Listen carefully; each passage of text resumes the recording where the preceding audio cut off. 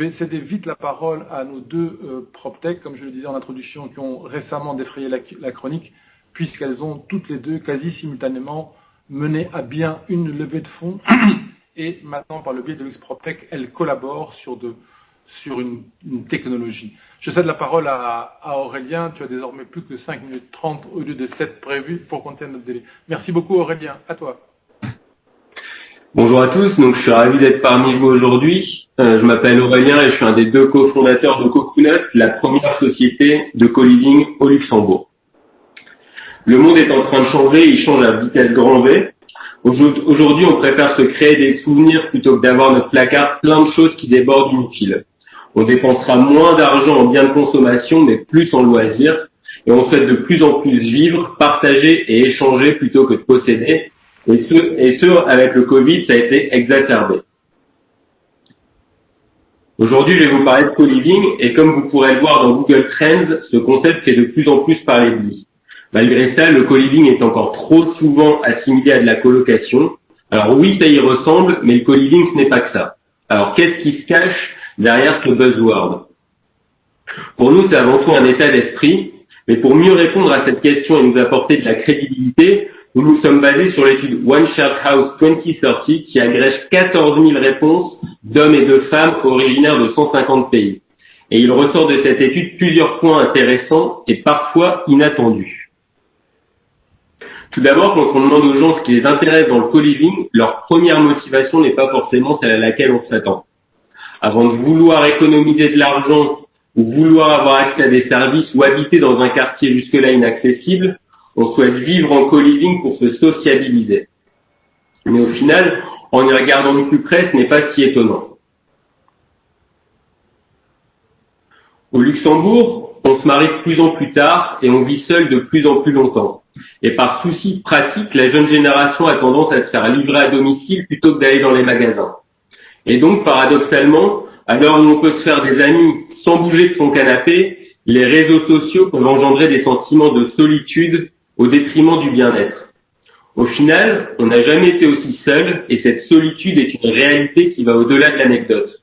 Par exemple, en 2018, le gouvernement britannique a même nommé un ministre de la solitude. En ce qui nous concerne, les personnes qui souhaitent habiter chez Coconut, elles ont le profil suivant. Elles viennent des 4 coins du monde. Elles ont entre 25 et 40 ans. Elles arrivent au Luxembourg pour relever un nouveau challenge professionnel.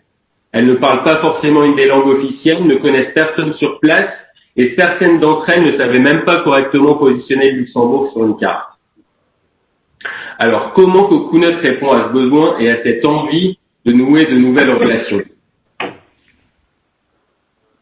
Chez Coconut, nous concevons et gérons des espaces de co-living. Notre vision du co-living, c'est d'abord la flexibilité, celle d'arriver et de partir quand on veut, celle de profiter du confort de son espace privatif ou au contraire de la convivialité des espaces partagés. Nous offrons en quelque sorte à nos co-livers leur premier réseau d'amis sur place. Nous proposons aussi des services premium comme le ménage, le pressing, la restauration, une salle de sport ou encore, et pour répondre à un besoin d'actualité, des solutions de mobilité et des espaces partagés.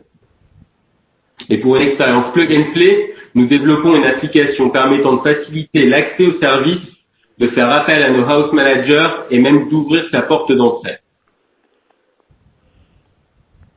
Vous l'aurez compris, l'aspect communautaire est primordial dans le co-living. Mais dans quel type de communauté et comment doit-elle s'organiser? Il ressort de l'étude que les co-livers souhaitent vivre dans des communautés de 4 à 10 personnes maximum. Aujourd'hui, les plus gros opérateurs livrent des projets de plusieurs dizaines de chambres où chaque co-liver semble n'être qu'un numéro parmi tant d'autres. Ce n'est pas qu'il faut uniquement gérer des bâtiments de 10 unités maximum, mais il faut organiser les espaces différemment d'un hôtel. Il faut, selon nous, organiser des communautés dans la communauté. Et donc, chez Coconut, nous abordons les choses de cette façon. Le plus petit ensemble, c'est l'unité privative, et elle mesure une quinzaine de mètres carrés. Elle est composée de la chambre, d'un coin bureau, d'une salle de douche avec un WC privatif. Ensuite, nous avons ensuite les espaces communs, donc la salon, salle à manger, cuisine, et une dizaine d'unités privatives sont rattachées à ces communs. Et cet ensemble forme une tribu. En termes de superficie, chaque espace commun fait environ 50 mètres carrés pour une dizaine de locataires. Nous multiplions ensuite ces tribus pour atteindre des complexes de plusieurs dizaines de chambres. Il y a donc au sein d'un même immeuble plusieurs tribus d'une dizaine de personnes et l'ensemble des coliveurs de l'immeuble peut se retrouver dans des espaces ouverts également au public et qu'on qualifie d'extra communs. Enfin, un autre point intéressant qui ressort du sondage, c'est un point relatif à la vie privée. Et donc, même si l'aspect communautaire est important, il y a aussi une forte volonté d'avoir une frontière entre les espaces partagés et les espaces privatifs. Il est donc impensable de proposer des dortoirs et chaque coliveur va avoir son propre espace privé et donc il faut une chambre par locataire. Pour ce qui est des sanitaires, les avis sont moins tranchés et même s'il y a une préférence pour avoir une salle de bain privative, le côté financier peut amener les coliveurs à partager cet espace. Pour ce qui est de la propreté, elle est non négociable et le ménage doit être fait chaque semaine. 5 minutes. Les coliveurs souhaitent partager les charges courantes et pour répondre à cette demande, tous les coûts sont intégrés dans notre loyer. Pour ce qui est des espaces communs, les coliveurs souhaitent profiter de grands espaces partagés et dans le contexte actuel, il est important de prévoir des espaces où chaque locataire pourra travailler convenablement. Et donc pour conclure, on voit que les besoins sont très éloignés de l'offre de colocation actuelle et nous pensons que Luxembourg est une formidable opportunité. Pour mémoire, il y a chaque année au Grand-Duché un manque structurel de 1200 unités d'habitation.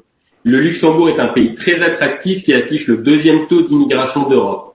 Par contre, l'offre de logement n'est pas suffisante et ça a pour conséquence directe une augmentation vertigineuse des loyers.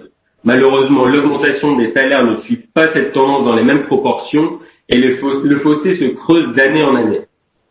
À travers Cocoonut, nous proposons donc de structurer et de professionnaliser le marché actuel de la colocation. Nous mettons un point d'honneur à satisfaire le bien-être des locataires tout en proposant une classe d'actifs aux investisseurs immobiliers. Nous sommes convaincus qu'avec la confiance de chaque commune, Cocoonut pourrait être un contributeur fort contre la crise du logement. Merci à tous pour votre écoute. Si vous souhaitez avoir plus d'informations, n'hésitez pas. En attendant...